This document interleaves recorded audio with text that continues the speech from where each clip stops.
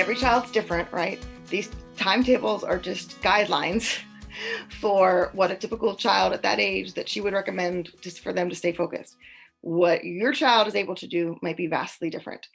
My younger two with their learning disabilities, like what they can accomplish in 20 minutes is vastly different than my older two are ever able to accomplish in 20 minutes. So the schedule and the timetables are there for you to use to adjust for your kids, which is why I plan my week out Sunday night.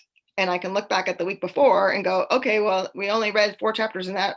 The schedule says 8.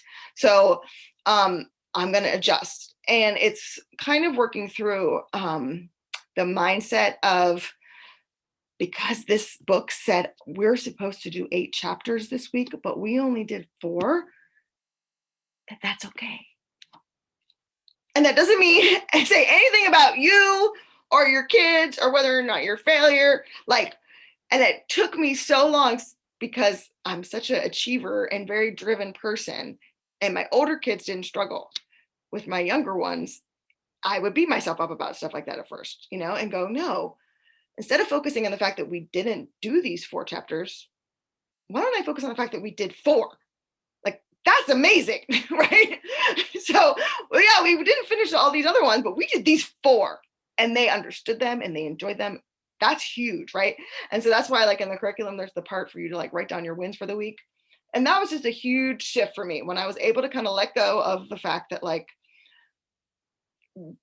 the pace that my kids are working at is the pace that they need to be working at. And are we making steady progress? And that's my goal. So if the reading is taking longer than 20 minutes, stop. If your child is ready to stop after 20 minutes, stop. Great. You read for 20 minutes. That's amazing. Do you know how hard that is for some kids to read for 20 minutes? It's huge. And if they can tell you about what they read, or that you read to them in those, in that time period, that's just an incredible skill.